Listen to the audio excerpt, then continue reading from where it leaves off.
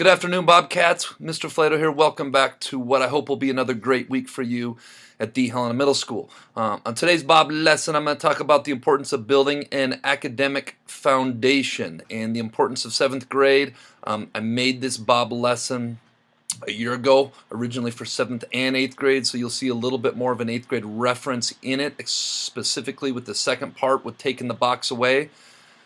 But the message still remains for 7th grade and taking a 7th grade box away, and the importance of bringing your A game every single day, every single year, ensuring that you're building that proper academic foundation so that you can go from this step to the next step and off the screen throughout your time in your K through 12 education. Some of you may go longer. So let's get rocking and rolling on this B.O.B lesson. Hope you guys make it a great week. Hope you get a good message out of this, the importance of a strong foundation in life and building that strong foundation your 7th grade year.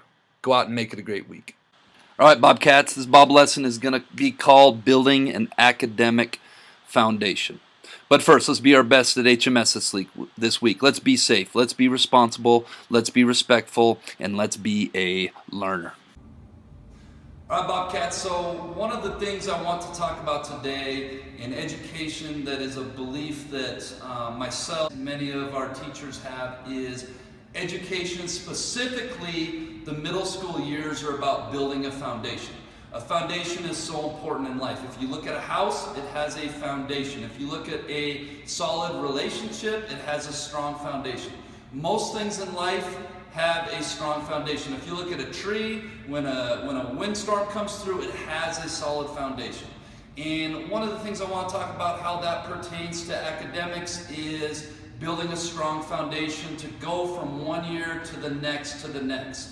For this example, I'm going to use math. Miss Mooney, Miss McMahon, they get together every PLC, as do the rest of our teachers. On Monday, when you guys get out early at 2:15, you guys get to run around and have fun. All your teachers, they're working hard. And they're talking about, are our kids learning? Are you guys learning? How can we help them learn better? What is it that we want them to know in 6th grade so that by the time they get to 7th grade, Mr. Roberts, Miss Eli know that our students coming in have a foundation based on this. And when they get to 7th grade, then we're going to continue to build on that foundation. I'm not a 7th grade math expert, but I do know that math, they're working on certain things every single year. So that when they get to 8th grade and they get to Miss Cook or Miss Walsh's class, Miss Cook and Miss Walsh know that Miss McMahon, Miss Mooney, Miss Eli, and Mr. Roberts have built a foundation with these students so that they can pick up where they left off in 6th grade to 7th grade, 7th grade to 8th grade, and that they can perform at a certain level. And then they're going to continue to build on that foundation that is built. And when they get into Helena High School and they become freshmen, our freshman math teachers, who I don't even know who they are, but I do know that they're expecting that the 8th grade math teachers at Helena Middle School have these students prepared for algebra or Honors Math 1 or Honors Math 2 or whatever class they are in, and that they're ready to rock and roll. Now, this doesn't go just for math. This goes for science. This goes for social studies. This goes for English. This goes for reading. This goes for literacy skills. This goes for industrial tech. This goes for Spanish. Shout out to Mr. Z. This goes for all of our classes at Helena Middle School. All right, so here's the point that I really want to make today. And this is one thing that I heard from a lot of 8th graders, and I didn't know you current 8th graders that were 7th graders last year quite as well, but this was something that I heard from 8th graders a ton last year, and not all of the 8th graders. Okay, I heard this from a handful of 8th graders, and this is something that really bothered me. They would say, Mr. Flato, I'm going to kind of take the year off. Mr. Flato, I'm not going to get that assignment in. Mr. Flato, I'm not really going to study that hard. And I would ask them why, and they would say, well, it's 8th grade. I'm kind of burnt out. It doesn't really matter till high school. Once I get to high school, I'm really going to kick it in gear. Okay, and this is where our thought process, for those of you that may or may not have this thought process, is so wrong. Okay, so I'm here today to prove my point. So let's pretend that we're going to take the whole 8th grade year off. And we're just going to put this to the side. Okay? So this whole time, we came from our elementary school. We were in 6th grade. We were working hard. Okay? And then we got to 7th grade. And we were busting our butts. We were working hard. We were being Bob. And then we decided we are going to take a year off. And we're going to take this year off in 8th grade. Well, guess what happens when you're in 8th grade and you take the year off and then you go to 9th grade? You don't have an 8th grade level of knowledge. You don't have an 8th grade level foundation built underneath you. Guess what you have? You have a 7th grade level of knowledge. So now all of a sudden, you're 14, you're going to Helena High, and you go to your freshman year, and I hope I don't hurt myself, but I can't make it. So guess what happens as a freshman? You come in, you work hard, you're dialed in, you're being Bob, but you just can't get it done. Maybe that's in math, maybe that's in English, maybe that's in social studies, maybe that's in science, PE, I don't know what it is. But now you're behind. And now, yes, it does really count. Yes, credits count for graduation. Yes, your grade point average counts for scholarships and for valedictorian and salutatorian. Okay, but you're not there. You took 8th grade year off, or you took 7th grade year off. And now you're trying to get there and you can't because you don't have that foundation. And then it's too late.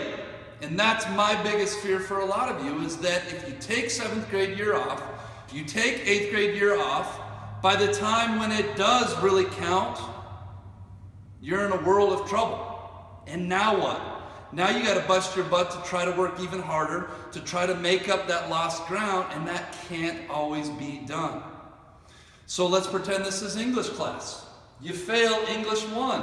As a sophomore, guess what you're doing again?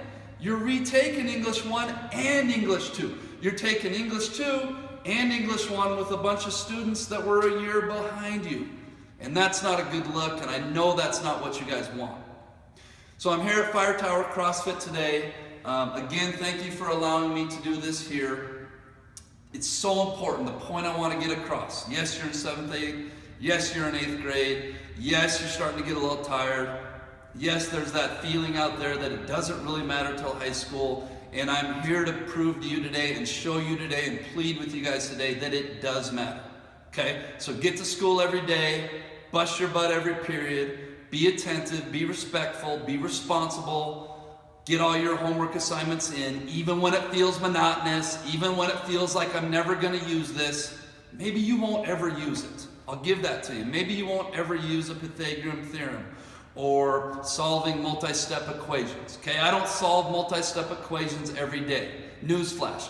But I needed to know how to do that in order to get to where I needed to get, which was earn a college degree, earn a master's degree so I could be here. Okay, and I'm going to talk about this in a later Bob lesson about playing the game and how that's all you have to do. I'm checking out here. Can't wait for this next school year. Thank you guys so much for watching this. I hope some of you got some stuff out of this. I hope you guys took it to heart, because the one thing I do know is I want all of you to have a lot of success this year. I've seen it. I've been there myself. I've done it. I've studied it. And I know that taking a year off and not doing your best, not building that strong foundation, you're going to end up like a tree in a storm, and it's going to blow over. And I don't want that to be you. All right, I hope you guys like that Bob lesson. And that brings us to the quote of the week. The quote of the week is, the best time to plant a tree is 20 years ago. The second best time is now. And that really fits with academics. If you see here, sweet tree house, you don't get to plant a tree and build a cool tree house like that. We need to build a foundation first. And your guys' foundation is being here in school and being your best academically every single week. All right, that brings us to this week's Jellybean Question of the Week winners, who are Coulter Reynolds, Jordan Moldenauer, Maria Mosier, Naya Norfleet, and Kaomi Gallagher. The answer was 1 banana, because after that, your stomach isn't empty anymore. Kind of a tricky one. This week's Jellybean Question of the Week is, when you need me, you throw me away, but when you're done with me, you bring me back. What am I? If you think you know, submit your answer to the Bob box no later than Friday. Tune in next week to see if you're an winner. All right, let's make it a great short week here. Bobcats at HMS.